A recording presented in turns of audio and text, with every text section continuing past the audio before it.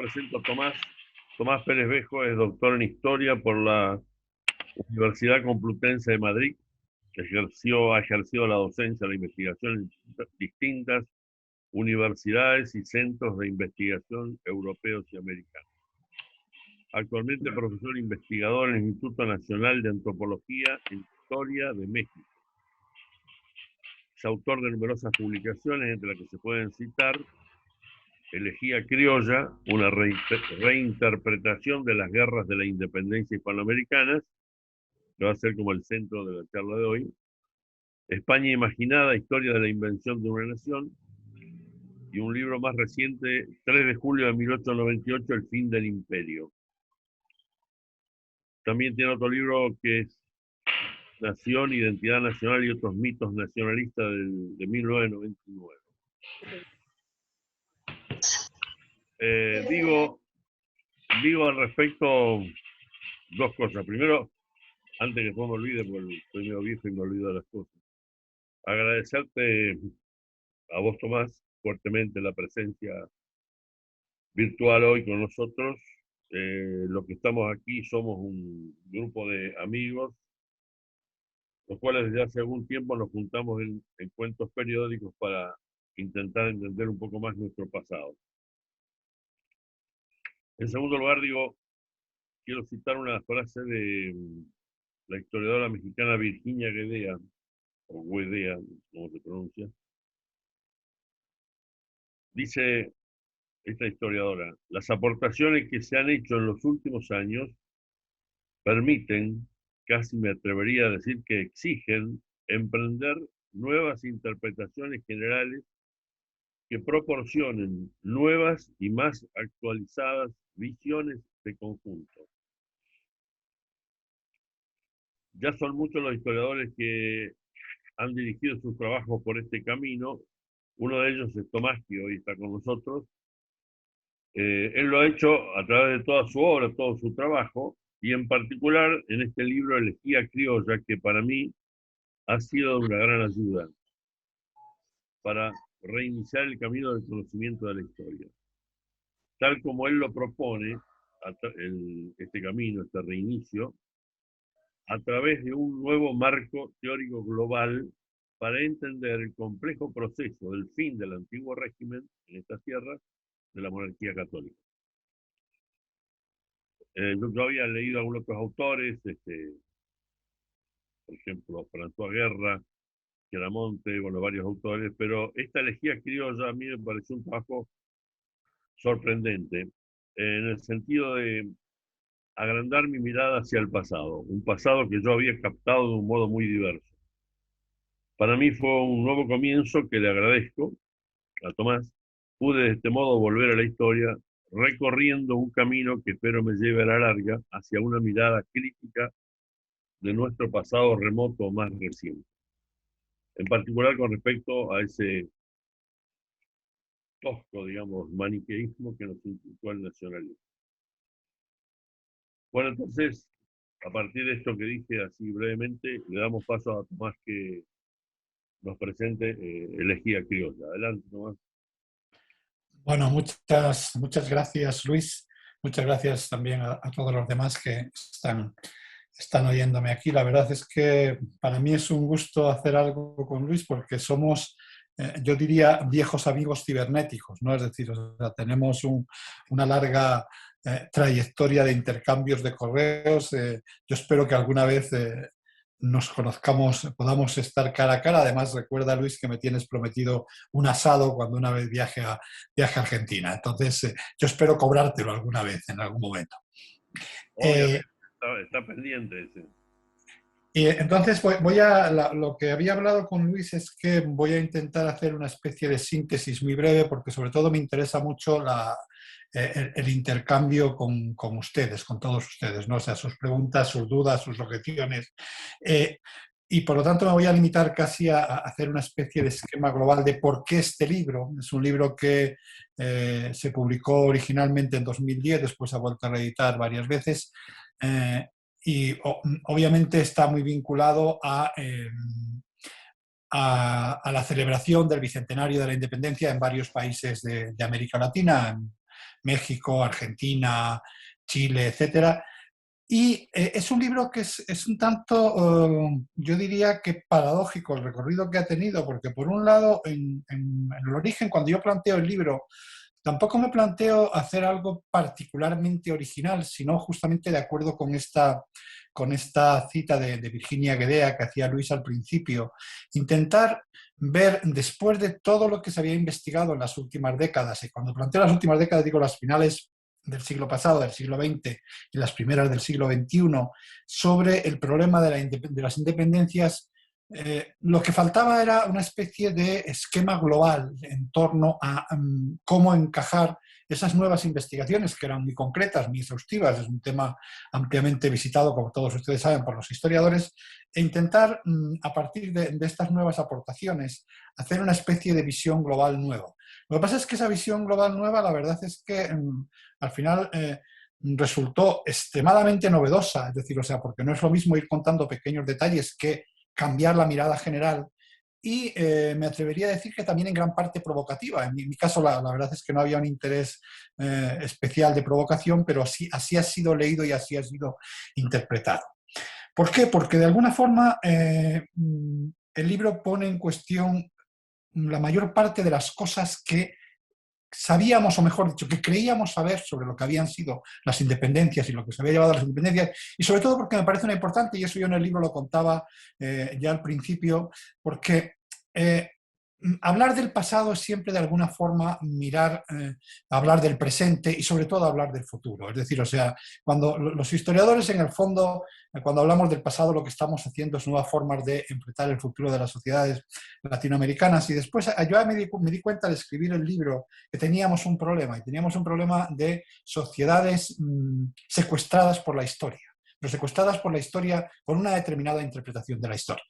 Una determinada interpretación de la historia, que hago un resumen así aproximado y a grandes rasgos, lo que nos contaba es que, bueno, que había habido una guerra de independencia en la cual los grupos populares, es decir, indios, negros, mestizos, acaudillados por los criollos, se habían enfrentado con el dominio despótico del gobierno español y habían dado nacimiento a habían luchado por la independencia de unas nuevas naciones que habían nacido entre 1820, entre 1810 y 1824. Recuerden que en ese lazo de tiempo es uno quizás de los más fecundos procesos de construcción de naciones de toda la historia universal.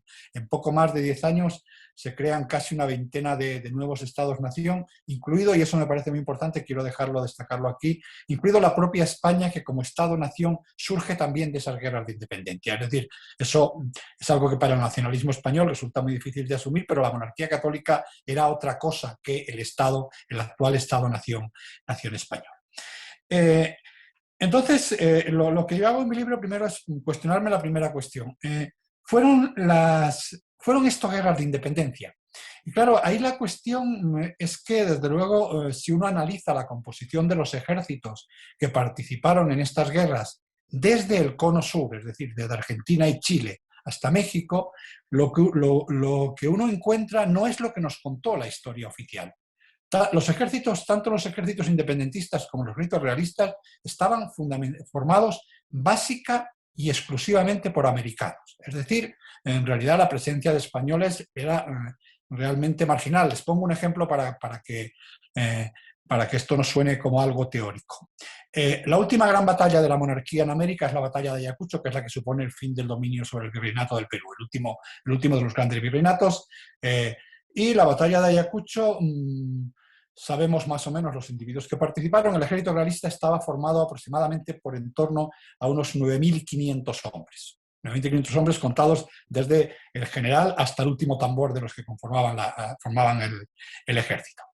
De esos 9.500 hombres habían nacido en Europa, es decir, eran peninsulares, eran lo que la historiografía nos ha contado que eran los realistas, no llegaban a 400. No llegaban a 400 contándolos todos, es decir, ya digo, contando tambores, oficiales, etc. Para que ustedes se hagan una idea, era más numeroso el grupo de los llamados voluntarios de Castro, que Castro es una pequeña ciudad en la isla de Chiloé, que es una isla en el extremo sur de Chile, que bueno, ustedes como son argentinos deben de saber dónde está, los europeos ni siquiera saben dónde está Chiloé.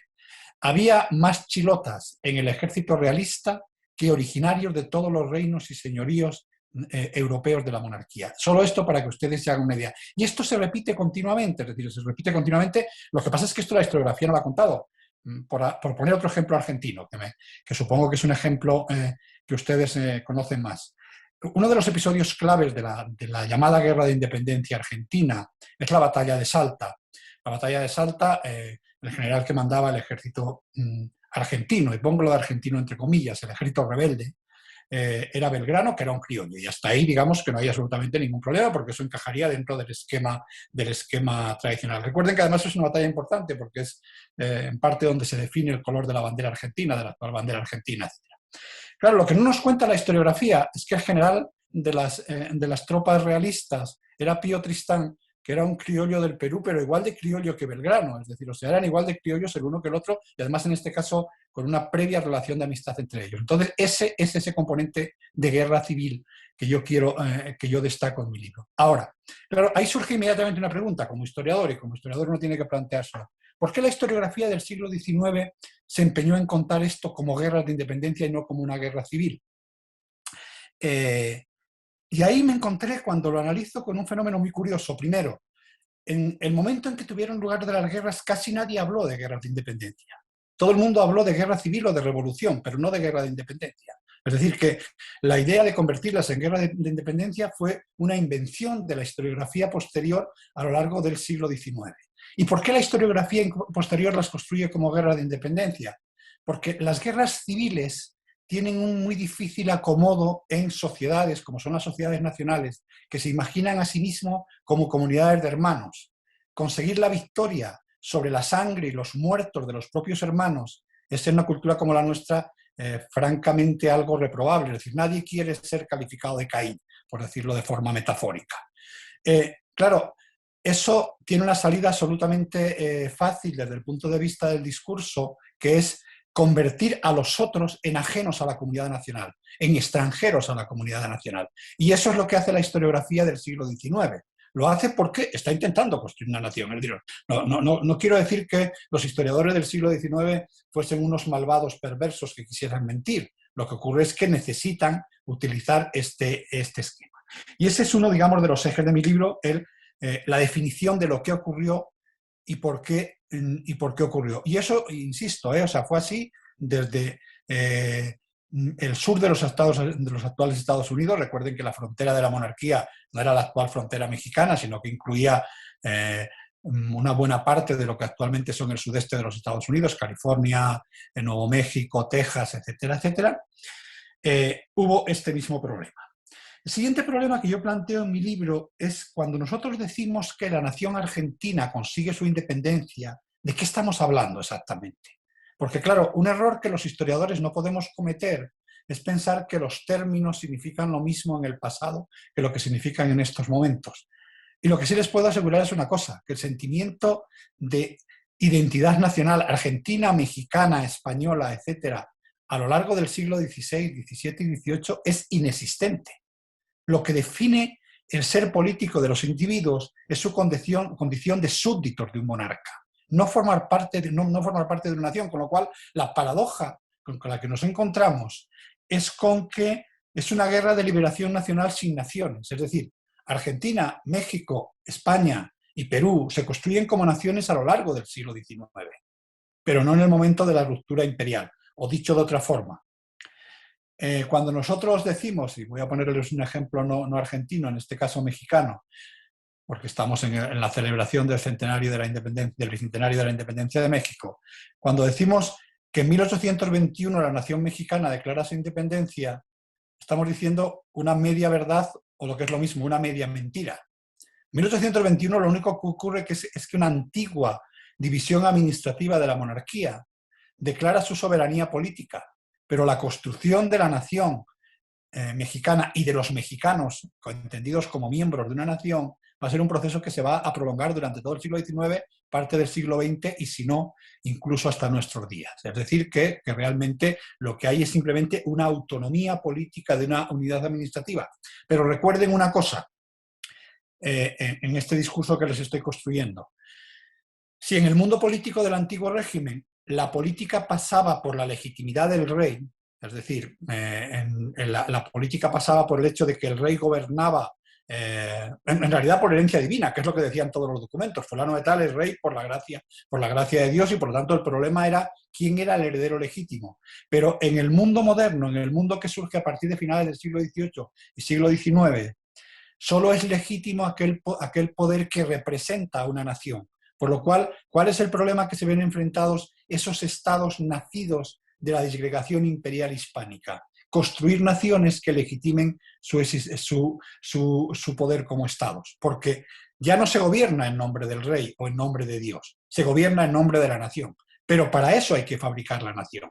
Eso, en el caso argentino, y aquel que tenga interés, ha sido estudiado de forma muy exhaustiva por un historiador que es José Carlos Chiaramonte, que ha demostrado que desde luego en 1820 no existían los argentinos. No existían los argentinos. Lo que hay es un proceso de construcción de esa nación argentina, que en gran parte va a ser obra de las grandes capitales virreinales, Buenos Aires en el caso de Argentina, pero que es un proceso largo.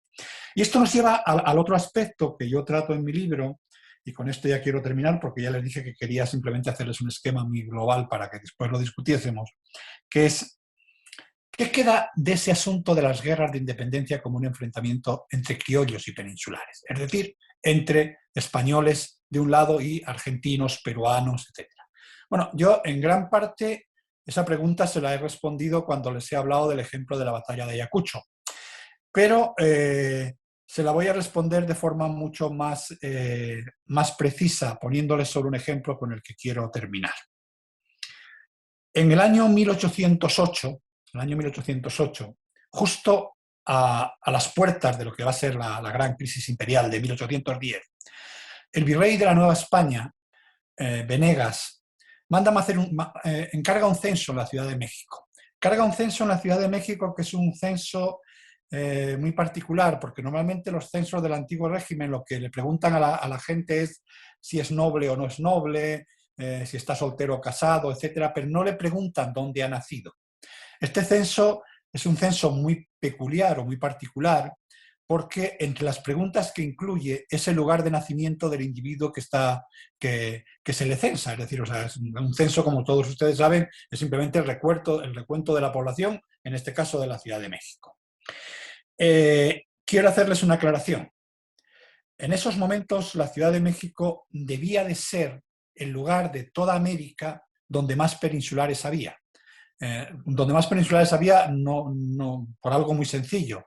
A lo largo del siglo XVIII el virreinato de la Nueva España se había convertido en el gran centro económico de la monarquía, no solo de América, sino de la monarquía. Para que se hagan ustedes una idea, hacia 1810 más o menos, todo el conjunto de los territorios americanos de la monarquía tenían una población de unos 12 millones de habitantes.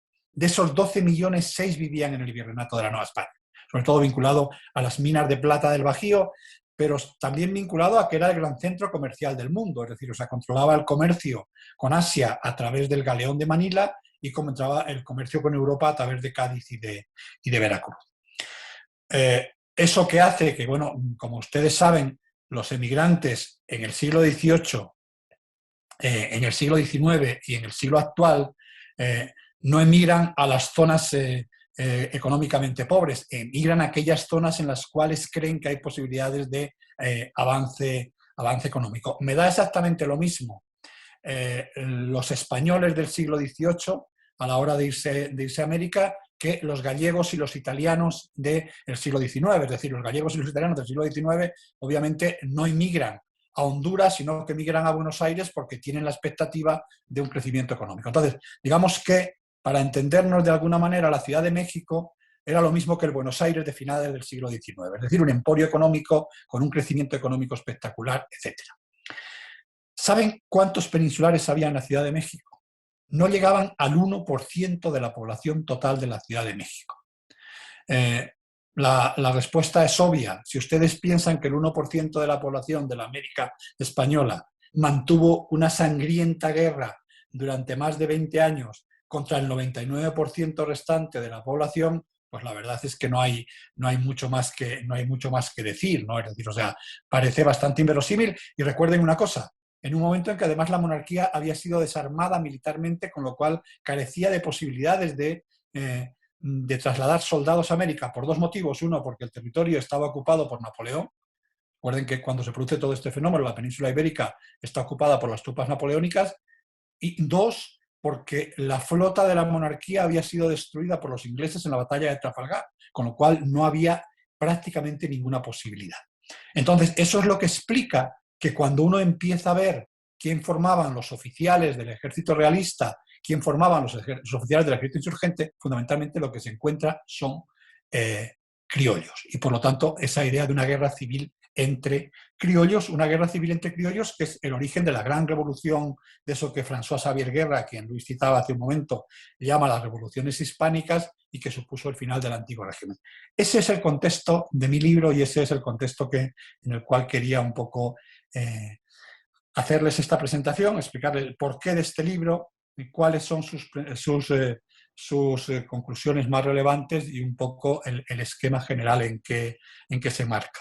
Ya solo para terminar, quiero ponerle un ejemplo, porque es un ejemplo complicado, porque lo que nos queda por saber ahí es ¿y por qué unos criollos fueron partidarios del mantenimiento de la monarquía y por qué otros lucharon por la independencia? Pues ese es un asunto extremadamente complicado y que nunca sabremos. Como, si entiendo bien, todos ustedes son argentinos o la mayoría de ustedes son argentinos, a mí hay un caso que me fascina, que es el caso de San Martín. El caso de San Martín es, bueno, como todos ustedes saben y mejor que yo, el gran padre de la independencia no solo argentina, sino chilena, peruana, es decir, o sea, es como el gran, la gran figura. El caso de San Martín es un caso llamativo, ¿no? Es un caso llamativo porque, claro, lo que cuentan las biografías oficiales que se construyen en el siglo XVIII es que cuando tenía 6 años viaja a España. Y uno se queda, bueno, este se va de turismo a España, ¿no? Se va a tomar jamón a la Puerta del Sol o una cosa por el estilo, ¿no?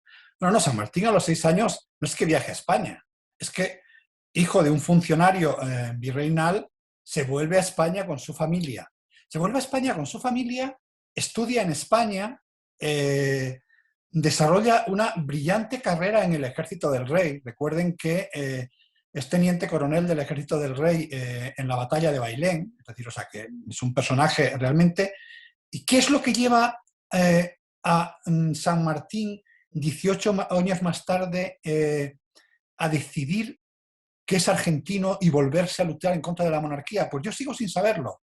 Yo sigo sin saberlo y bueno, yo sé que haber nacido en Buenos Aires marca mucho y uno tiene la pulsión de volver a Buenos Aires, pero aunque sea en Buenos Aires, y perdón que se lo diga a los que sean bonaerenses o que sean porteños, lo cierto es que a los 6 años uno tiene muy pocos recuerdos. Es decir, o sea, que si uno ha sido educado en España, en el colegio de nobles, ha desarrollado una vida militar, entre otras cosas porque, como dirían ustedes, cuando San Martín desembarca en Buenos Aires, debía haber tenido desde el punto de vista de un porteño, horrible acento gallego. Es decir, o sea, debía de hablar como un gallego y debía de ser un gallego, quiero decir, o sea, no voy. Entonces, eso es lo que no sabemos. Eso es lo que no sabemos y habría que verlo caso por caso. ¿Por qué unos tomaron una opción y otra?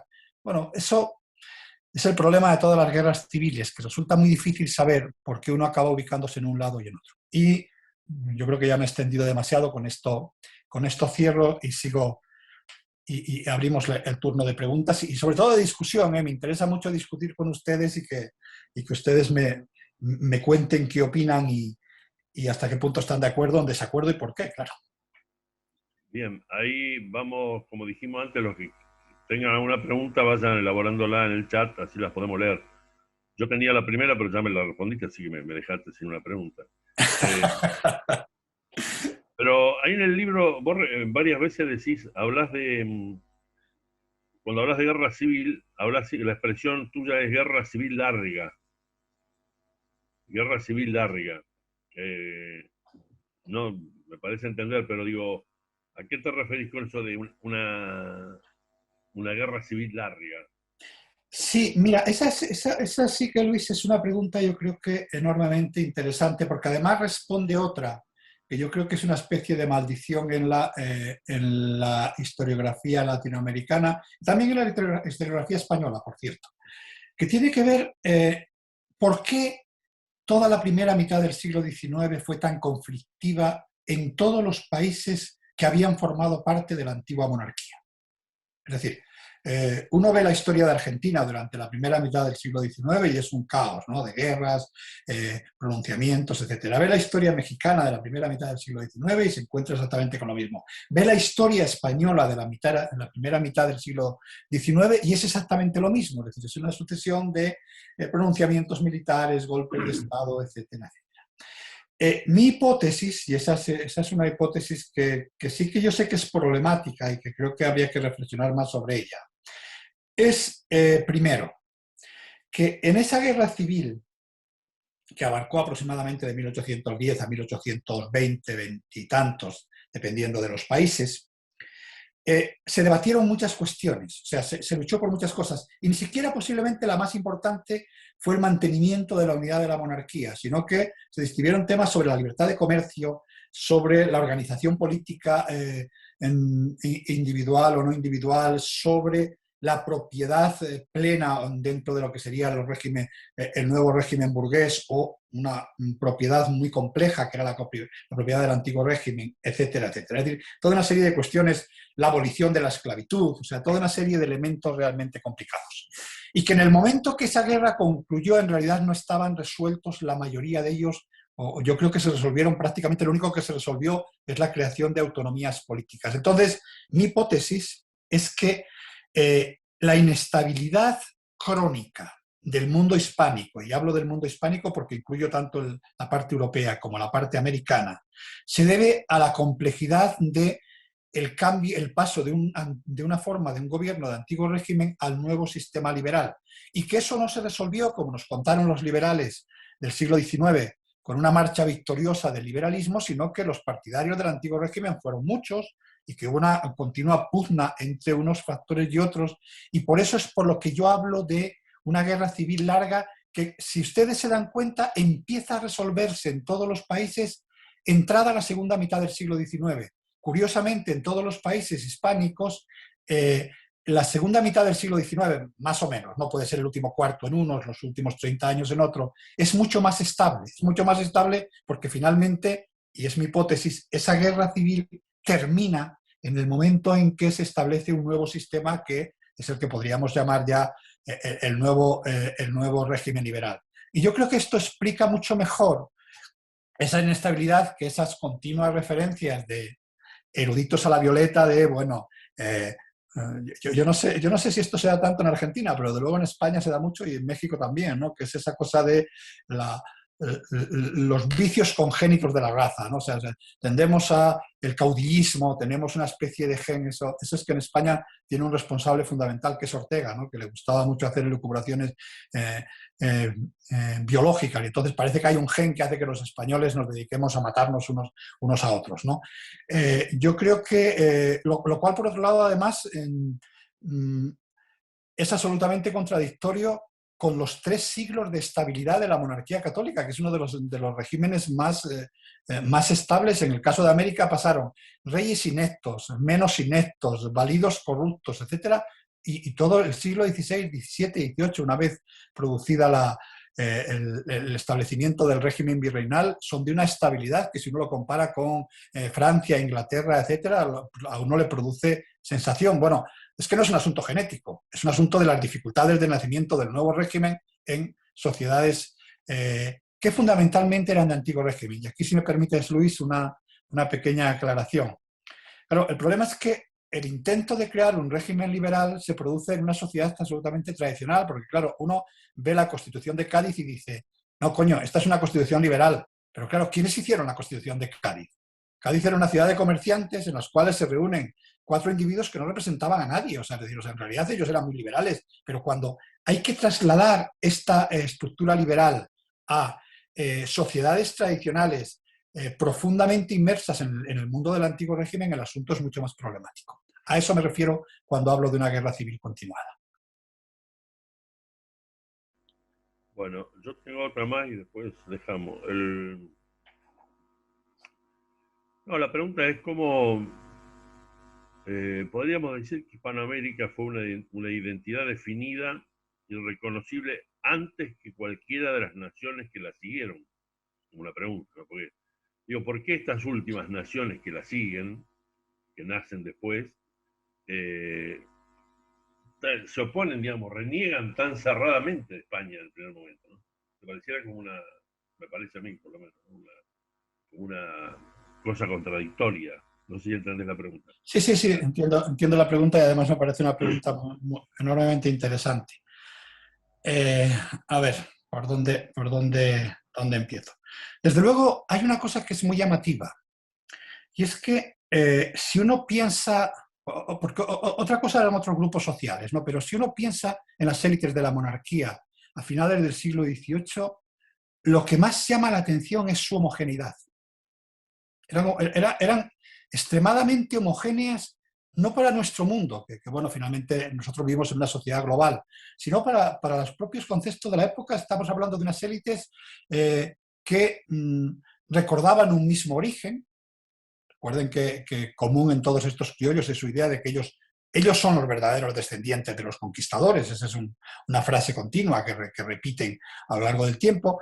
Muy homogénea desde el punto de vista cultural, hablaban un mismo idioma, tenían una misma religión, tenían una misma cultura jurídica. Recuerden que lo que se enseñaba en la Universidad de Córdoba en Argentina era lo mismo que se enseñaba en la Ciudad de México y lo mismo que se enseñaba en la ciudad de Salamanca. Leían los mismos libros, es decir, o sea, que eran enormemente homogéneos. Por lo tanto, desde luego sí que hay una comunidad, digamos, de pertenencia claramente afirmada desde mucho más clara que los argentinos. Eso explica las primeras reacciones, por ejemplo, en el caso de Buenos Aires, frente a la invasión inglesa. Es decir, los ingleses son los otros. Son los otros y además tienen rabo y cuernos, es decir, o sea, son el demonio, ¿no? Es decir, en sentido literal. Ahora, ¿qué es lo que ocurre? ¿Por qué este proceso después acaba convirtiéndose en dos partes? Una que tú dices, que es ese rechazo de España, de los españoles y de lo español, de las tres cosas, porque son distintas, tienen características distintas, y por qué además, a pesar de los sueños más o menos de Bolívar, se acaban afirmando nacionalismos particularistas muy fuertes, ¿no? Es decir, o sea, desde luego, desde muy pronto hay como una clara separación radical. O sea, nosotros somos argentinos, pero no somos chilenos, ¿no? Es decir, o sea, yo creo que hay dos aspectos. Hay dos aspectos que me parece interesante destacar. Uno tiene que ver con que había antiguas divisiones administrativas que de alguna manera actuaron como aglutinante, pero de aglutinante relativo, porque recuerden que Argentina no es exactamente el Virreinato de la Plata.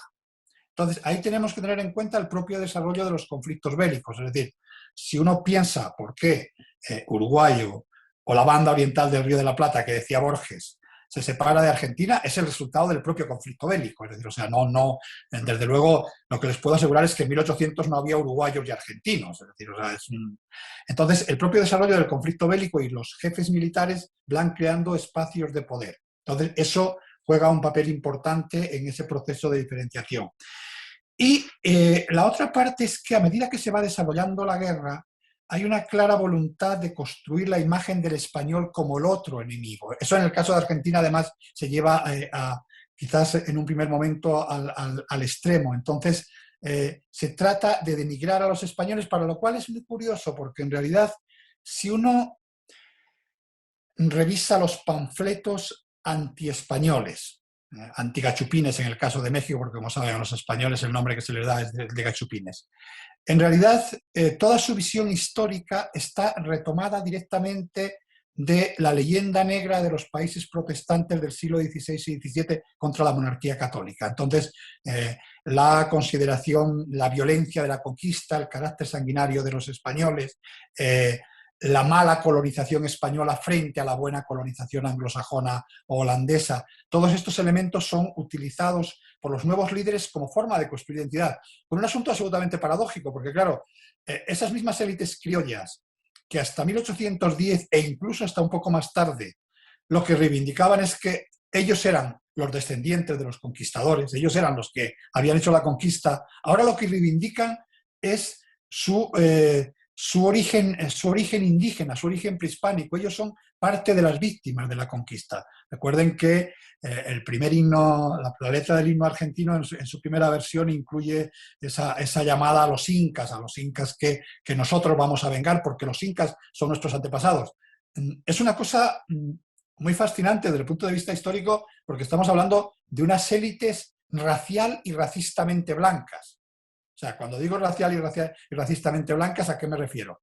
Racialmente blancos porque son blancos en su inmensa mayoría, eh, y racistamente blancas porque además están convencidos de que realmente quien representa o que debe representar a estos países son esos blancos españoles en la vieja denominación del mundo virreinal. Recuerden que cuando se habla de españoles en América anterior al siglo XIX, no se está hablando que sean españoles de España, se está diciendo que son blancos, frente a los indígenas que se consideran más o menos degenerados. Por lo tanto, claro, esa idea que en Argentina se da un poco al principio, pero al final en Argentina acaba imponiéndose un relato en el cual se afirma el carácter europeo de la nación, ¿no? Es decir, o sea, esa idea de que finalmente los argentinos descendemos de los barcos.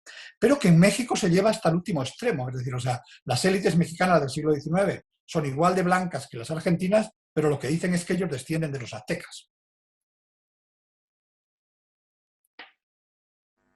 No sé si te he contestado la pregunta No, o... perfecto, perfecto.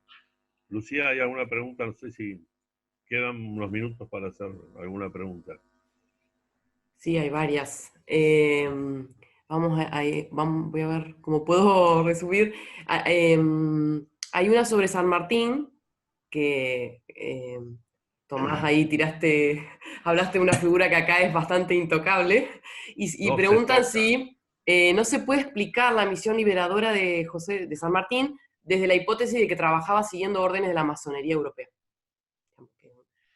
A ver, ese es perdón, antes que nada, una disculpa. Yo sé que hablar de San Martín en Argentina es de una osadía por mi parte que casi estoy dispuesto a volver para atrás, ¿no? Pero ya que he metido la pata en el asunto, voy a seguir, ¿no? O sea, ese asunto de la influencia de la masonería en los procesos de liberación americanos, desde luego es un asunto que ha sido ampliamente estudiado y desde luego yo creo que el desarrollo del liberalismo europeo no se entiende sin el peso de los masones y bueno, todos sabemos que los masones, que San Martín formó parte de una de las logias masónicas. Es decir, o sea, que eso es una historia ampliamente conocida. Ahora, claro, ahí la pregunta, y volvemos otra vez a esa vieja pregunta, que lo siento, pero no se las voy a resolver, es que, claro, también hubo militares compañeros de San Martín que se apuntaron a logias masónicas, pero no a logias masónicas que propugnaban la separación de la monarquía, sino logias masónicas que lo que propugnaban era acabar con Fernando VII y establecer un régimen liberal en todos los territorios americanos de la monarquía. ¿Por qué San Martín eligió la otra? Eso es algo para lo cual yo no tengo respuesta. Bien. Después, bueno, después le vamos a decir a Horacio, anda resumiendo alguna pregunta de las 15 que tenés. Después acá dicen... No, bueno, un poco me parece que ya se respondió. Preguntaban si desde tu punto de vista tuvieron alguna influencia sustancial en la independencia americana, las ideas de la Revolución Francesa, que la podríamos unir con otra que dice, bueno, que sería interesante diferenciar emancipación de independencia y quizá fundamentar en esta confusión la romantización de la independencia americana. Me parecen las dos preguntas interesantes. Me parecen las dos preguntas interesantes porque, a ver,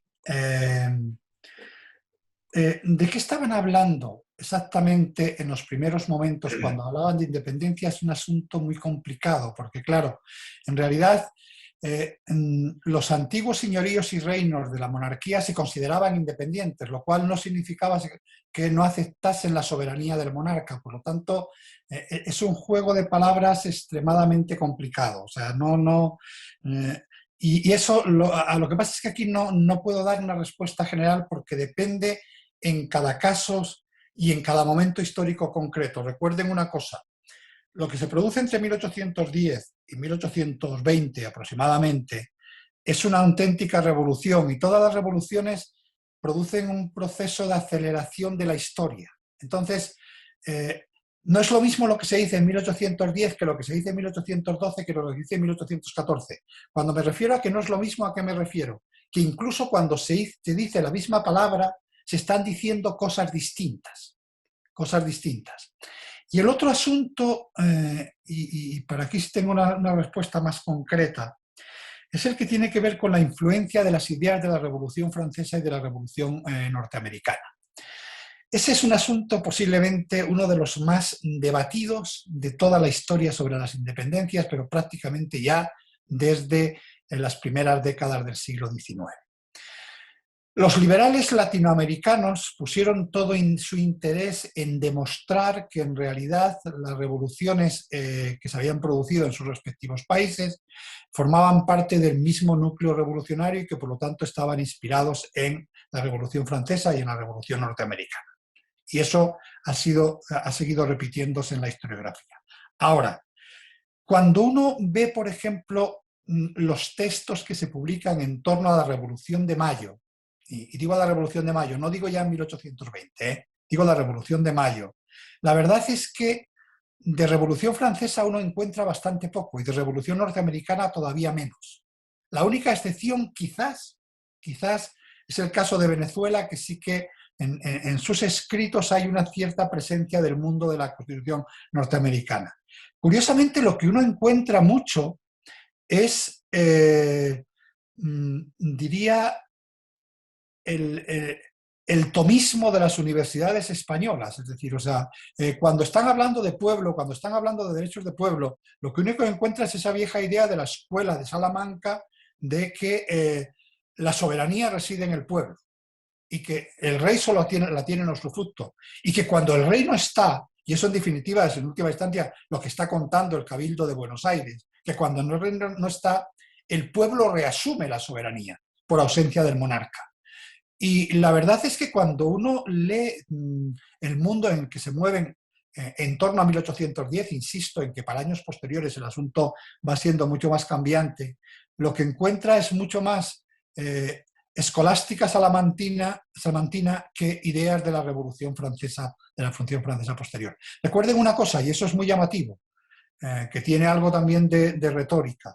La Constitución de Cádiz de 1812 empieza diciendo, lo dice así: lo que nosotros estamos haciendo es solo una reactualización de las antiguas leyes de la monarquía. Es decir, lo que están diciendo es: nosotros no estamos copiando ni a Francia, ni estamos copiando nada, sino que simplemente la monarquía se ha ido volviendo poco a poco absolutista y entonces nosotros queremos volver a los orígenes. Y eso es lo que encuentra uno en muchas de las declaraciones de los cabildos.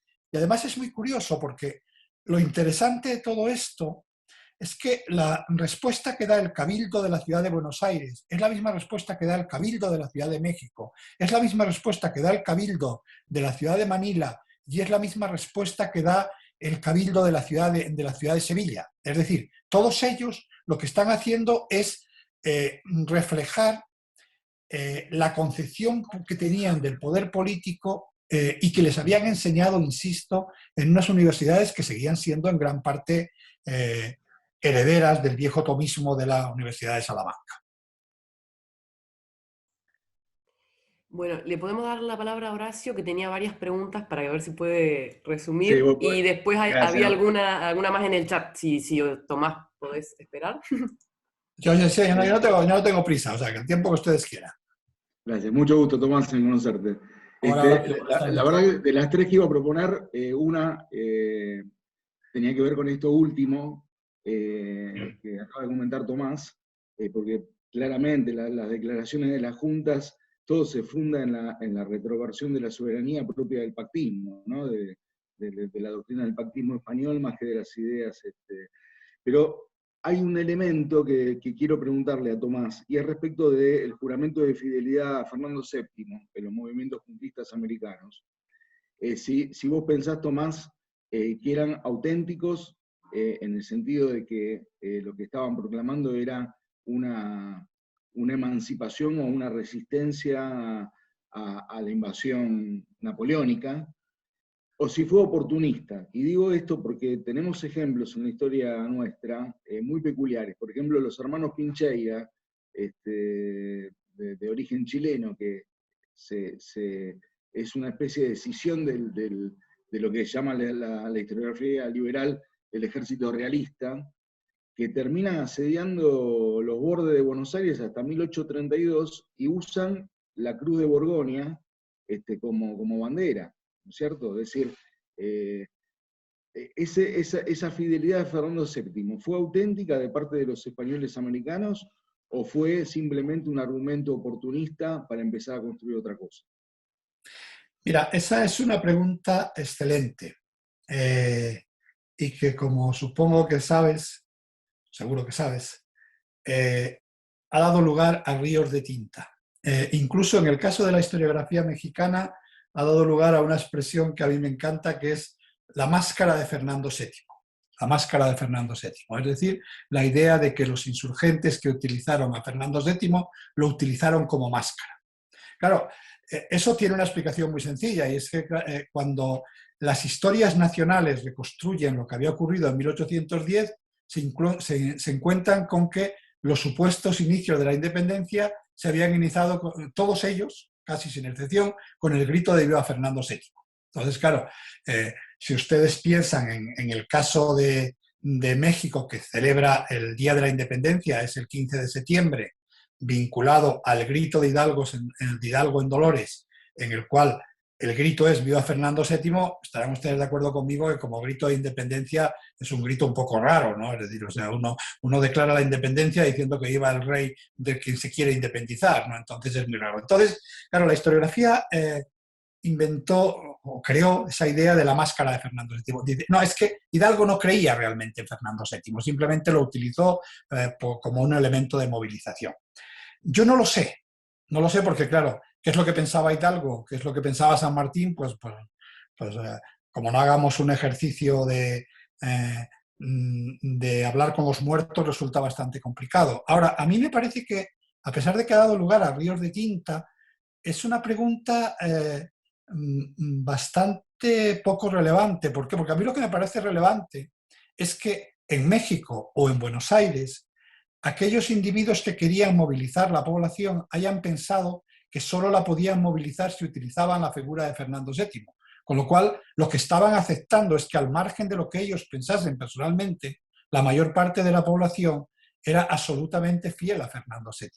Y a mí eso no me sorprende. Es decir, si algo funcionaba bien en el caso de la monarquía católica, era su sistema de convencimiento ideológico. Es decir, era una perfecta maquinaria de convencimiento ideológico, es decir, una perfecta maquinaria de convencimiento ideológico en la cual las virtudes de los reyes y la fidelidad al monarca se demostraban todos los años con la celebración de bodas de la familia real, bautizos del nuevo heredero, toma de poder del nuevo heredero, etcétera, etcétera. Yo lo que sí estoy convencido es que, al margen de lo que pensasen sus líderes, la fidelidad a Fernando VII y las movilizaciones a favor de Fernando VII, convertido, como ustedes saben, además en una especie de historia de martirio, porque Napoleón se lo había llevado a Francia, etcétera. En realidad, se había ido a la Francia porque era un pendejo, es decir, o sea, no es que se lo hubiese llevado nadie, ¿no?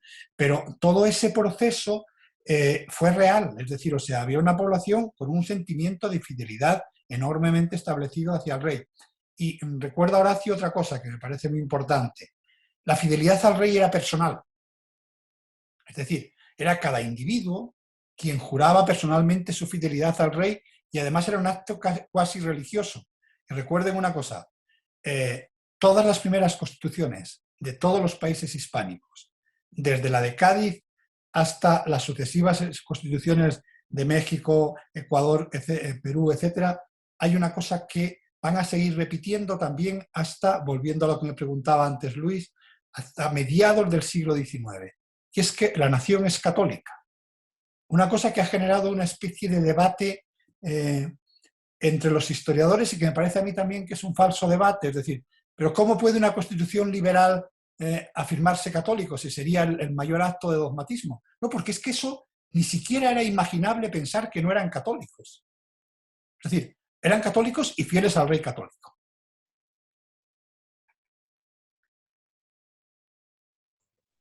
Horacio, ¿tenías otra? Excelente. Sí, la otra cortita es preguntarle a Tomás lo siguiente. En función de lo que había sido previo a los movimientos juntistas, las reformas borbónicas, y digamos, la llegada de mucho funcionario peninsular a ocupar puestos claves, la pregunta es si los movimientos de emancipación ¿no revelan también algún enfrentamiento entre élites locales que veían bloqueada su carrera política o administrativa contra funcionarios peninsulares? Sí, yo creo que hay un asunto, mira, ese es un asunto que a mí me parece clave. Me parece clave, lo que pasa es que las respuestas son ambiguas. Me explico. Me parece clave porque yo creo que hay un hecho que la monarquía durante el siglo XVI y XVII funciona realmente como una monarquía compuesta. Es decir, cada uno de los reinos es prácticamente autónomo y por lo tanto, digamos que las élites locales controlan el poder de los cabildos, controlan el poder de las audiencias, y bueno, está la figura del virrey, pero el virrey no deja de ser sino simplemente la careta del rey, es decir, el representante del rey, pero la vida política de los ciudadanos no pasa por el virrey, sino que la vida política pasa por el cabildo. Lo que decía la mayor parte de la vida cotidiana era el cabildo de la ciudad y en último caso la audiencia.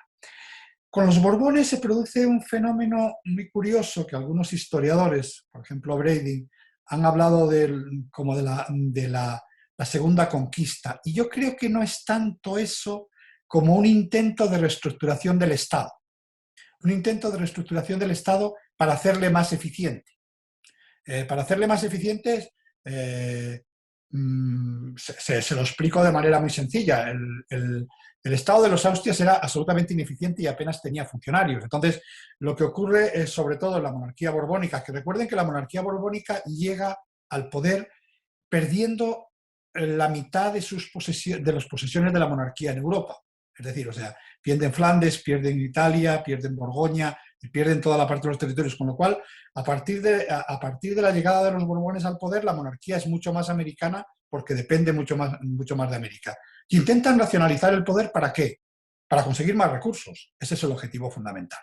Y en esa cuestión de recursos son enormemente eficientes. Es decir, el Estado borbónico aumenta de manera espectacular los recursos que obtiene de sus reinos americanos, particularmente el de la Nueva España, pero de manera general, y en eso habría que, en el resto de los virreinatos, y en eso habría que incluir pues desde las expediciones botánicas que tienen una voluntad claramente de poner en explotación recursos que no estaban en explotación. Ese sería un poco el esquema.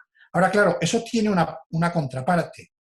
Cuando la monarquía obtiene recursos, los obtiene, como muy bien has dicho, Horacio, porque crea funcionarios, que son funcionarios de la corona. Hay una cosa muy interesante, que una de las cosas que cuenta uno de los consejeros de Carlos III, pero lo escribe así además, dice, hay que mandar funcionarios peninsulares a América y traer americanos a España. ¿Por qué? Porque estos funcionarios no están inmersos en el sistema de corrupción, diríamos hoy, de las élites locales. Es decir, son funcionarios que su única dependencia es del monarca y no de las élites locales. Mientras, si nombramos funcionario a alguien que forma parte de una de las grandes familias de Buenos Aires, tiene otros intereses que no son los de la monarquía. Esto funciona, insisto, muy bien.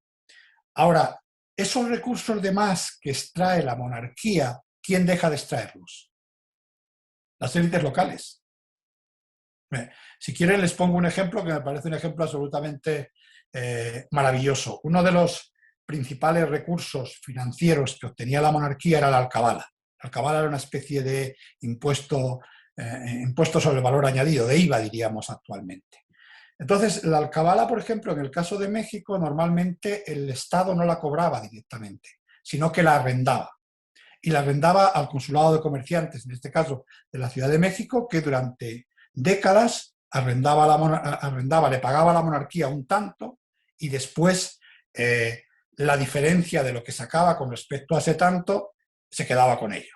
Como ustedes pueden suponer, los comerciantes de la Ciudad de México eran todos salvo pendejos, o sea, por lo tanto lo que pagaban era bastante menos de lo que obtenían. ¿Qué ocurre cuando se produce la reforma borbónica? Que la monarquía decide administrar directamente las alcabalas.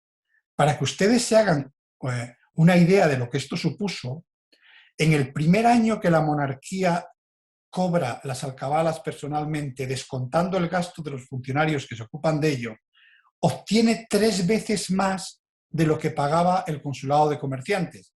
Y uno dice, hombre, esto desde el punto de vista de la monarquía es maravilloso. Ahora, desde el punto de vista de las élites de comerciantes de la Ciudad de México, es un desastre, porque ese es el dinero que ellos pierden. Por lo tanto, yo creo que sí que hay un conflicto entre ese intento de modernización borbónica y esas élites locales que se ven afectadas en sus propios intereses frente a la corona. Muchas gracias, Tomás. Yo tenía una pregunta, si puedo. No, también viendo acá en el chat que habían dejado una que decía, bueno, alguien dice, me queda, si entonces se trata de una guerra civil, me queda esta pregunta, ¿por qué un grupo de criollos decidió romper con el dominio español y otro grupo tendió a preservar este vínculo? Y no, a mí escuchándote, Tomás, me gusta esto que vos decís de que te quedan preguntas abiertas, de también escucharte, ver cómo vos llegás a las respuestas, algo que me interesa mucho, justo suena el teléfono, perdón. Esto de que, bueno, leíste un panfleto, mirando estos datos, ¿no? Como estás mostrando una forma de conocer, que es la forma histórica, ¿no?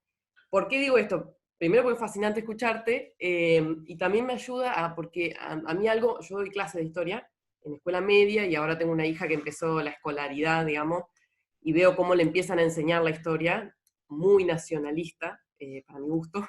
Acá hay mucho hincapié en las efemérides, ¿no? Como cosas sueltas que no ayudan a pensar históricamente para mí. Y no quiero juzgar, digamos, pero me interesa mucho cómo uno realmente enseña a pensar históricamente, porque me encanta y porque me parece que eso es importante cuando uno habla sobre la historia, no dar opiniones o decir estoy de este lado o del otro lado, ¿no? Que por ahí opinamos todos de muchas cosas, ¿no? Pero bueno, escuchándote, por un lado ya me das como una parte de respuesta de esto de que hay que conocer, hay que estudiar y hay que hacer preguntas, y que tampoco uno tiene siempre que tener las respuestas, ¿no? Y eso no es tan fácil de escuchar, ¿no? Uno siempre quiere responder y cerrar, sacar conclusiones, y bueno, la historia es constantemente la posibilidad de ir revisándola. Así que por eso te agradezco y entiendo por qué Luis insistía tanto en encontrarnos con vos. Y ahora sí, una pregunta que venía, que me interesa mucho es, si vos tenés alguna intuición de por qué esta insistencia en siempre como enseñar de la historia y del pasado, contar lo heroico, ¿no? Por ejemplo, no hablar de estos enfrentamientos sangrientos, o por ejemplo acá en Argentina, digamos, nuestra historia empieza sí o sí, nadie lo discute, con una revolución en mayo, ¿no? Porque el término revolución parece algo, ¿no? Mucho más heroico, mucho más... Bueno, vos cuando dijiste algo sobre España, también este mito, digamos, tiene que ser algo digno de ser contado, y pareciera que hay cosas que son más dignas de ser contadas que otras. No sé si se entiende, pero, digamos, ¿por qué esta insistencia siempre en como contar cosas del pasado que hoy nos ven cierto heroísmo, digamos, y por ahí no conocer datos que vos mencionabas, o no conocer, digamos, ciertos protagonistas de la historia que son más anónimos y que también tienen mucho para enseñarnos sobre el pasado? No, muchísimas gracias por la pregunta, Lucía, porque además, mira, me parece una pregunta absolutamente, yo creo que central en el oficio de historiador. Yo creo que todos, en algún momento, los que nos dedicamos a la historia tenemos la obligación de preguntarnos ¿por qué los nuevos estados-nación, a partir del siglo XIX, decidieron que había que enseñar a los ciudadanos historia? Porque esa es la primera pregunta. Es decir, el asunto es enormemente interesante, porque claro, uno pensaría en principio que es que siempre se había enseñado historia. No. Es decir, en el siglo XVI, XVII, XVIII, en todas las escuelas de la monarquía, desde desde Buenos Aires hasta Barcelona, y desde Barcelona hasta Ciudad de México, no se enseña historia. Se enseña historia sagrada. Se enseña historia sagrada. Es decir, la historia que se enseña es la historia del Antiguo y del Nuevo Testamento. ¿Por qué los nuevos estados no solo enseñan historia, sino que a partir del siglo XIX se va estableciendo un currículum académico en el que la historia está siempre presente? Pero no cualquier historia, la historia nacional. Sobre todo, ¿por qué en el antiguo régimen se enseñaba la historia sagrada? Porque el vínculo de identidad fundamental era el hecho de ser católico, lo que yo les decía hace un momento, y por eso hay una historia sagrada. Entonces, ¿Por qué después los nuevos estados? Porque el vínculo fundamental es el parte de una nación. ¿Y una nación qué es? Una nación, no le den muchas vueltas. Yo creo que ustedes le dan menos vueltas que en España, ¿eh? Porque en España esto es una especie casi como de pesadilla, ¿no? Es decir, o sea, nos pasamos la vida discutiendo si somos, no somos, si no devolvemos. Pero una nación no es nada más que la fe en un relato. Es algo que nos contamos que somos. Eso es una nación. Y el Estado sabe que tiene que contarle ese relato. Y ese relato, fundamentalmente, uno no le va a dedicar a contarle qué hacían los pobres bonaerenses que vivían en la periferia de la ciudad de Buenos Aires a finales del siglo XVIII, que además, por cierto, la gran mayoría eran negros, es decir, o sea, que esa es la otra parte que normalmente no se cuenta. Lo que cuenta es la historia de San Martín, que claro, es una historia heroica en la cual uno se siente identificado. Y lo que se le intenta demostrar al niño es que él es hijo de San Martín. Él es hijo de San Martín. Entonces, realmente, yo, Lucía, entiendo tu cuestionamiento, pero el cuestionamiento es que lo único que al Estado le interesa de la historia es ese elemento de construcción de identidad nacional. Por eso la historia pasa a formar parte de los currículos educativos y por eso el Estado dedica, para beneficio de los historiadores, dedica dinero a que haya gente que se dedique a la historia. Ahora, el problema es otro. Eso es lo que quiere el Estado. Ahora, nosotros, como ciudadanos preocupados por la historia, hombre, yo creo que nosotros como ciudadanos preocupados por la historia lo que nos debe interesar es no juzgar el pasado, porque yo creo que eso también me parece que esa historia gringa de dedicarse a tirar estatuas me parece que también está absolutamente fuera de lugar. O sea, yo creo que la función del historiador no es juzgar, sino entender.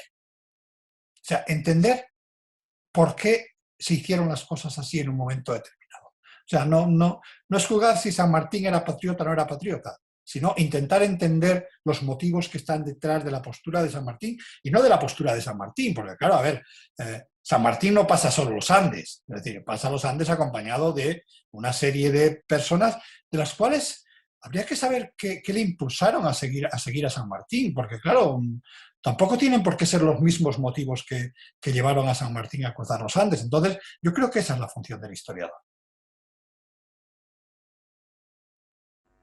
Bien.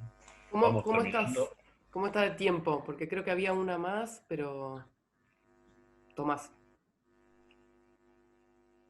No, yo estoy bien de tiempo. No, ustedes díganme. Sí, no tengo problema.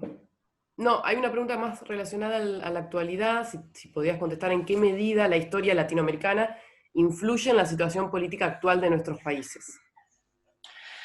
Uy. Difícil. Viene de Paraguay esa pregunta. Esta viene de Paraguay. No, yo tengo la impresión, de hecho estoy trabajando ahora mismo en un libro que se refiere únicamente a México y que creo que se va a titular La Nación Doliente. La Nación Doliente. Yo creo que uno de los problemas, o sea, yo creo que la historia en toda América Latina es un problema. Es un problema sobre todo porque nos hemos contado a nosotros mismos la historia de naciones dolientes en que la culpa siempre la tiene alguien, ¿no? O sea, siempre la tiene alguien. El caso de México es muy llamativo, porque claro, el caso de México es la culpa, primero la tienen los españoles y después los gringos, ¿no? Es decir, o sea, hay esa especie de cosa en la cual, claro, ¿por qué creo que es absolutamente negativo? Primero porque una historia de víctimas genera poblaciones de víctimas y eso es la peor forma para construir un país que uno se puede imaginar. Entonces me parece nocivo por eso. Y me parece nocivo por otra cosa más importante, porque cuando uno busca culpables, culpables así como majestáticos, todas las respuestas que va a dar son majestáticas y no respuestas concretas. Entonces yo creo que esta especie de tendencia de nuestras sociedades de buscar siempre el gran héroe que da respuesta a todo, nos impide ver que la vida de los países y de las sociedades es ir resolviendo problemas uno por uno. Es decir, o sea, no hay varitas mágicas que resuelvan todo, pero claro, cuando nosotros tenemos un culpable, pues tenemos una solución. Entonces, sí que me parece una pregunta muy, muy pertinente porque yo, ya digo, estoy convencido. O sea, México es un caso particular porque México sí que es una nación doliente. Pero toda la historia de México está construida como una especie de nosotros somos las víctimas de todo lo que nos ha pasado, ¿no? Es decir, o sea, somos las víctimas. Siempre hay un malvado que está fuera. Y bueno, yo creo que esa es una forma pésima de organizar las sociedades. Había una más acerca de lo que habías dicho del juramento de fidelidad al rey. Preguntaban si era a la persona del rey o a la corona o al Estado ese juramento que se hacía. Sí, no, mira, esa históricamente es una pregunta muy interesante. Era un juramento personal al rey, es decir, cada vez que se producía la llegada de un nuevo monarca al trono, en las ciudades más importantes y no tan importantes, incluso en ciudades menores, lo que se hacía era un retrato del monarca frente al cual se juraba fidelidad. Por lo tanto, no era un juramento abstracto dirigido al Estado, sino al nuevo rey en persona y que además era alguien visible porque era el retrato. Es decir, a mí me dejó absolutamente impresionado un documento del caso del Virreinato del Perú en el cual cuenta literalmente: ese día Felipe IV desfiló por las calles de la ciudad de Lima y después los limeños le juraron fidelidad. Y claro, yo veo el documento y digo, a ver, Felipe IV de chingados, es decir, o sea, no hubo ningún monarca español que viajase a América. Claro, cuando ya después, buscando la información, efectivamente, hay un retrato de Felipe IV que se pasea en procesión por todas las calles de la ciudad, se pone en la plaza de armas, en la plaza mayor de la ciudad, y van pasando los distintos estamentos que componen la sociedad limeña, jurando fidelidad personalmente a Felipe IV, no a la corona, no al Estado. Por lo tanto, es un juramento de fidelidad muy personal, digamos, o sea, no como abstracción de Estado, sino como rey en particular. Y recuerden que es que en el mundo del antiguo régimen la institución y la persona que la representa se confunden.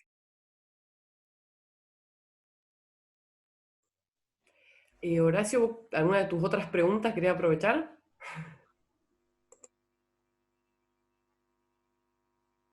No, te agradezco. La verdad que con todo lo que se desarrolló, sí, tendría que volver a buscar lo que había anotado por ahí. Ahora sí me acuerdo y hay tiempo, la fórmula.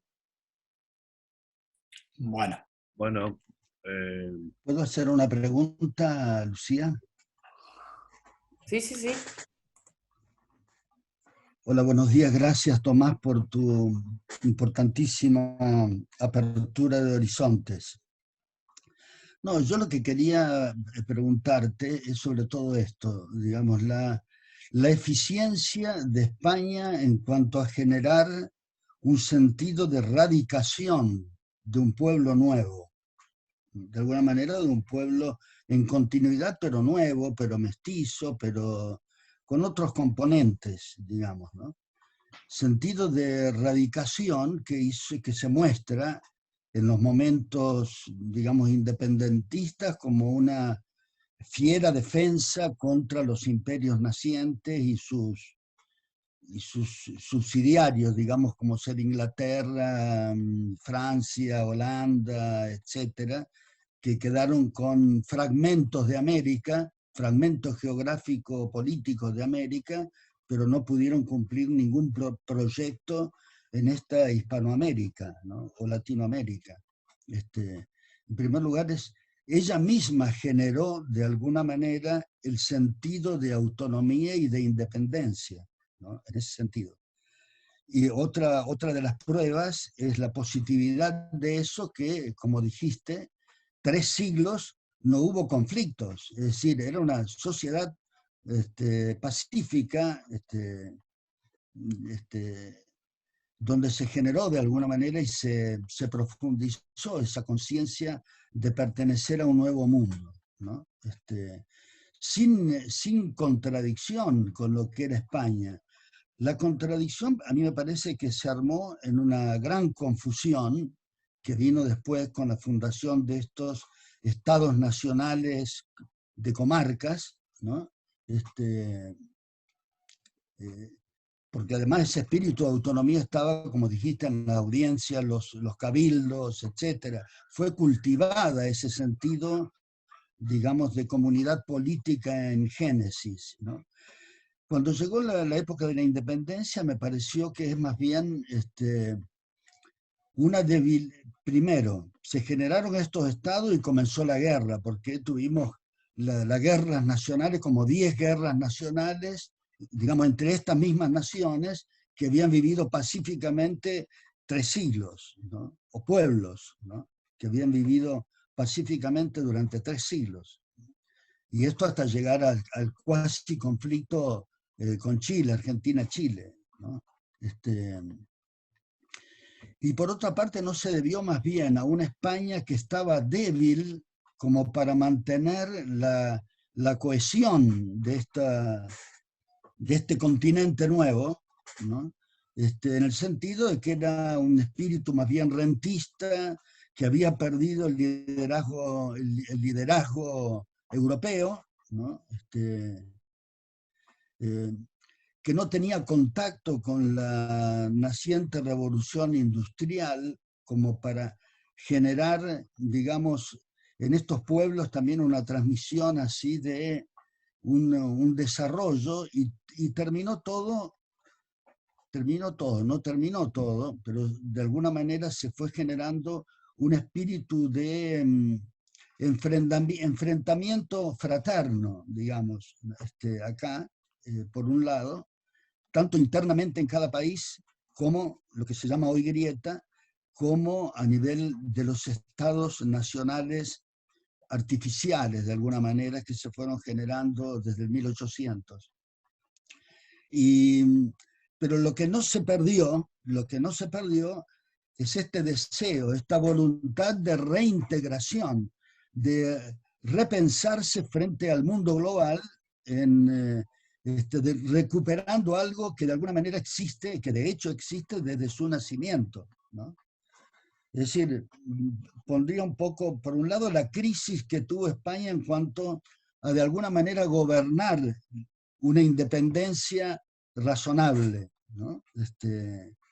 Y por otro lado, lo que dejó como legado, que es como un ethos indestructible, ¿no? de comunidad hispanoamericana, ¿no? O latinoamericana si incluimos al Brasil, ¿no?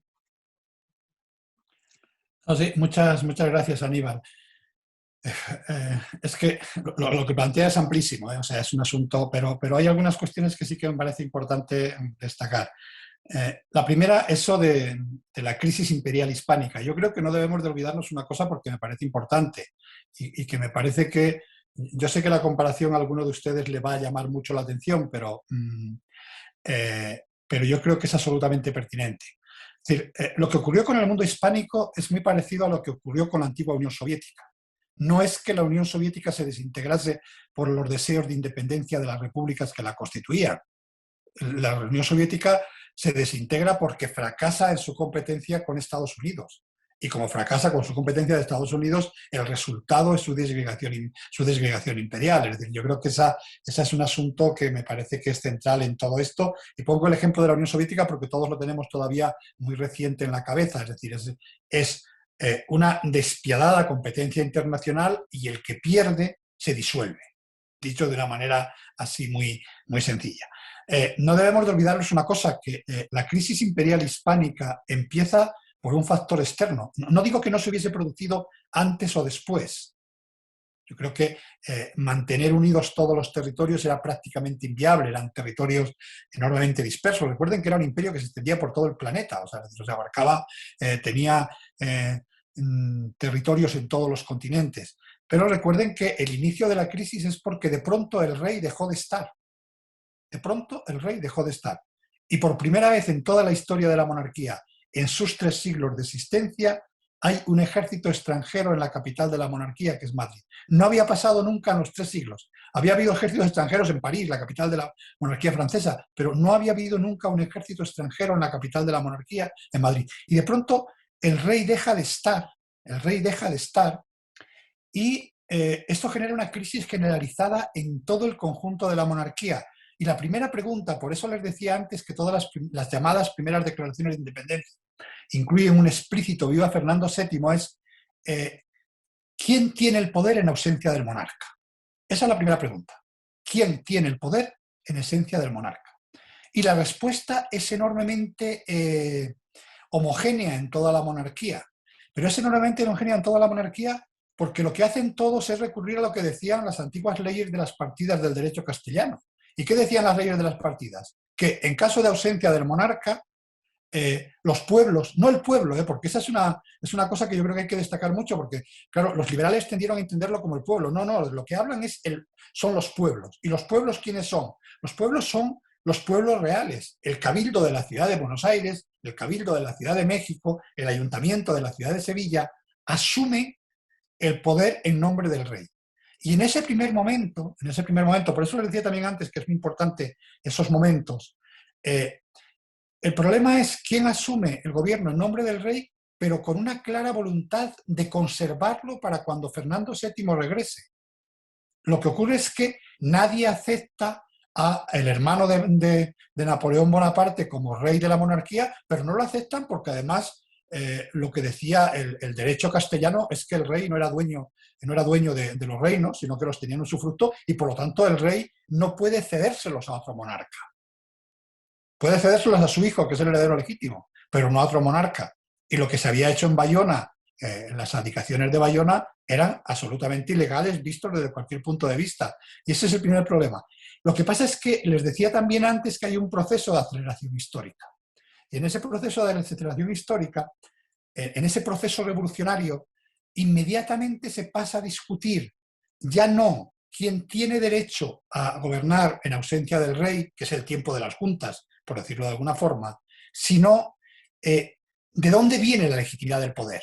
Y ahí es cuando hace irrupción la nación, que era algo inexistente. Y eso tiene algo que ver con lo que tú comentabas, Aníbal, y que me parece que es muy relevante. Es que, claro, en el lenguaje político de la Ilustración española del siglo XVIII, patria y nación no son términos sinónimos. Son dos cosas radicalmente distintas. Eso además lo explica muy bien el padre Fijó. Patria es los que viven bajo el mismo gobierno y las mismas leyes. Eso es una patria. Y en el interior de la monarquía había muchas patrias. Cada ciudad era una patria, porque tenía un cabildo y por lo tanto era una patria. Por eso, pero también cada virreinato era una patria, porque formaban parte de las mismas leyes. Pero también el conjunto de la monarquía era una patria, porque todos estaban sometidos al rey. Y eso era el fundamento de la política. Y la nación, sin embargo, ¿qué es lo que nos dice el padre Fijó? Pues nación es aquellos que tienen el mismo origen, lengua y costumbres. Eso es una nación. Pero la nación no tenía ninguna función política. Es decir, en la ciudad de Buenos Aires era una sola patria y podían convivir distintas naciones. Negros, blancos, originarios del País Vasco, originarios de las montañas de Burgos, todos esos eran naciones. Pero la política no pasaba por ser parte de una nación, pasaba por formar parte de la patria de la ciudad de Buenos Aires.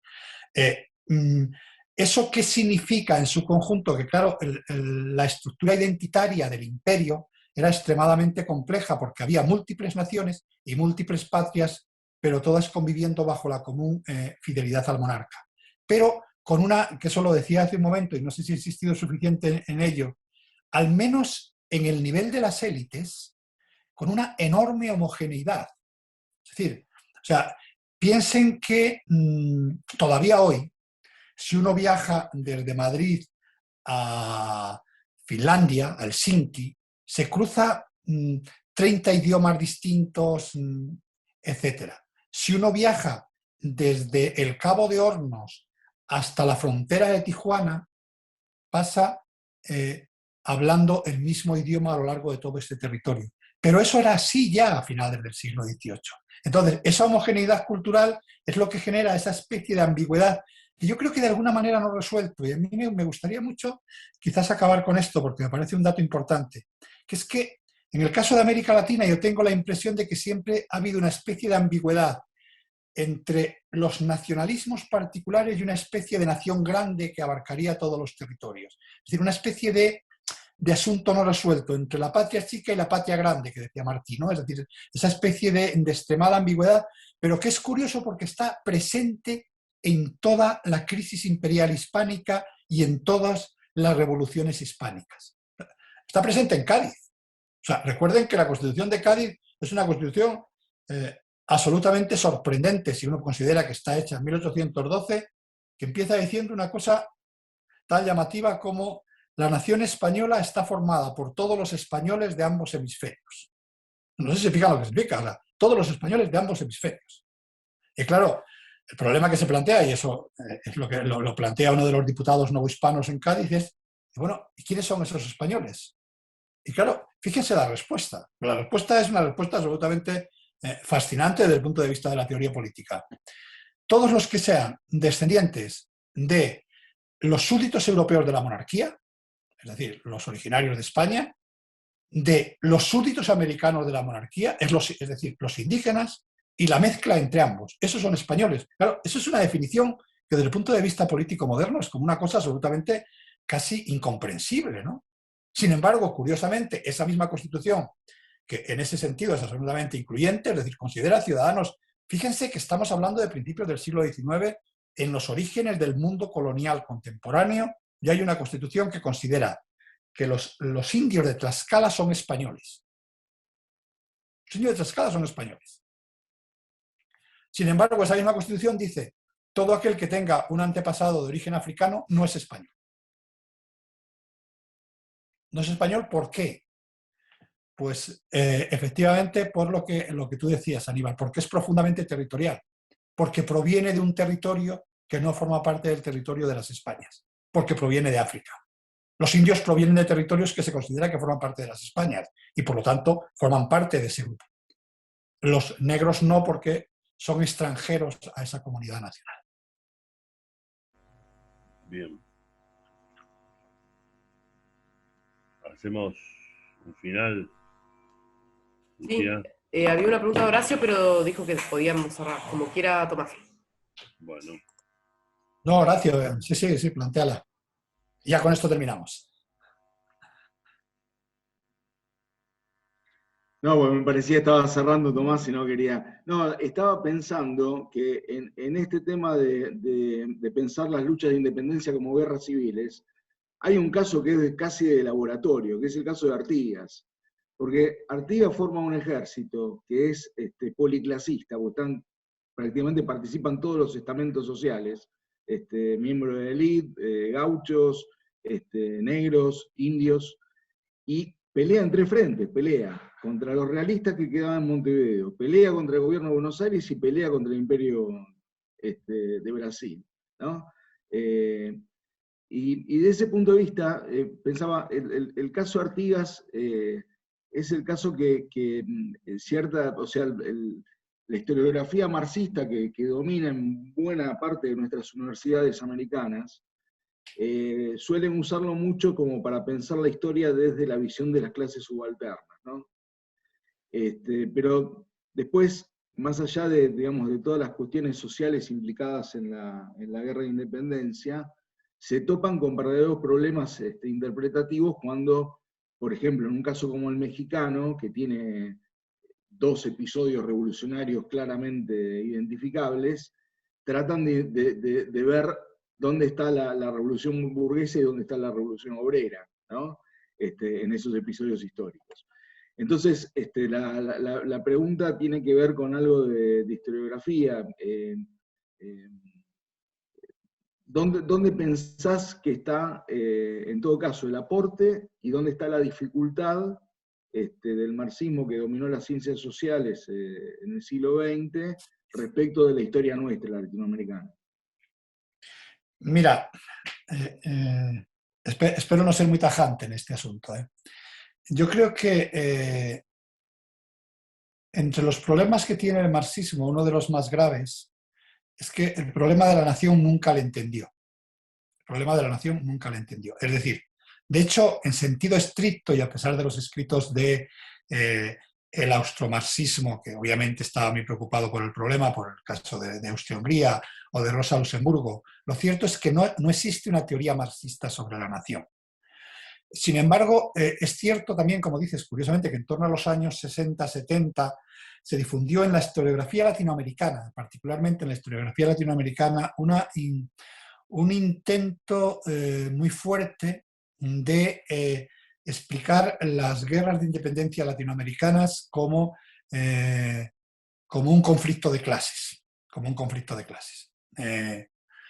Por cierto, curiosamente, en contra de la opinión del propio Carlos Marx, que desde el principio había dejado muy claro que fundamentalmente en el caso de los criollos latinoamericanos no había conflicto de clase por ninguna parte. Lo escribe además en varios artículos que publica en Estados Unidos. Es más, Marx tiene una cuestión, en un momento determinado le preguntan, lo cual no sé si dice mucho a favor de Marx, ¿no? O sea, porque está en pleno conflicto mexicano, de la lucha del imperio, etcétera, etcétera, y entonces le preguntan sobre qué está pasando en México y su respuesta más o menos literal, se la cito, no sé si no es exacta, pero aproximadamente es, bueno, de los mexicanos no se puede esperar nada porque son españoles pero degenerados. Esa es la respuesta que da al asunto, ¿no? Es decir, o sea, que lo resuelve. Ahora, claro, ¿cuál ha sido el problema de la historiografía marxista a la hora de explicar esta idea de las guerras de independencia como un enfrentamiento de clases? Pues que cuando uno baja al terreno, y cuando digo baja al terreno digo pa los archivos, se encuentra que hubo criollos luchando del lado de los insurgentes y criollos luchando del lado de los independentistas. Mestizos luchando del lado de los insurgentes o de los independentistas, si quieren, y mestizos luchando del lado de los insurgentes. Clases populares luchando del lado de los insurgentes y clases populares luchando del lado de los realistas. Negros luchando del lado de los insurgentes y negros luchando del lado de los realistas. Con lo cual, la verdad es que uno puede hacer un ejercicio de teología y decir que fue un enfrentamiento de clases, pero no hay manera de ver qué impulsó a unos y otros a luchar de un lado. Les pongo un ejemplo que quizás sea el más llamativo. Uno de los episodios quizás más sangrientos de toda la guerra en el conjunto del continente es la reconquista de la Capitanía General de Venezuela por Boves, un militar realista. El ejército de Boves está formado casi exclusivamente por negros esclavos de las plantaciones que consideran que es un momento oportuno para dedicarse a degollar dueños de plantaciones criollas que estaban por la independencia. Entonces, ¿quiénes representan en este caso el grupo subalterno y el grupo de los explotadores capitalistas? Entonces, yo creo que esa es la cuestión fundamentalmente. Si quieres, sería un poco más tajante. Yo creo que las explicaciones marxistas sobre las guerras de independencia americanas son de una debilidad extrema. Gracias, Tomás. Gracias. Gracias. Iba a leer algo, pero ya es muy tarde. Así que te agradecemos la disponibilidad tuya. Estuvo espectacular la clase. Espero me pagues algún jamón serrano en... Eso está hecho. Cuando nos veamos. Así que te vuelvo a agradecer en nombre de todos y ojalá podamos encontrarnos otra vez y hablar de otro tema histórico. No, para mí de verdad ha sido un placer, me ha encantado discutir, me han gustado mucho las preguntas que me han hecho y la verdad es que, vamos, estoy encantado de hablar las veces que sea necesario con ustedes. O sea que, eso sí, espero en algún momento poder verlos en Argentina. Yo, Luis, te invito a todo el jamón que quieras, pero a cambio tú me invitas a un asado en Argentina. Está hecho. Bueno, gracias, bueno, Tomás. Muchísimas gracias. Gracias, Tomás. Gracias, Tomás. Gracias, Luis. Un abrazo muy fuerte, que lo pasen bien. Chao. Gracias. Muchas gracias. Hasta luego. Adiós.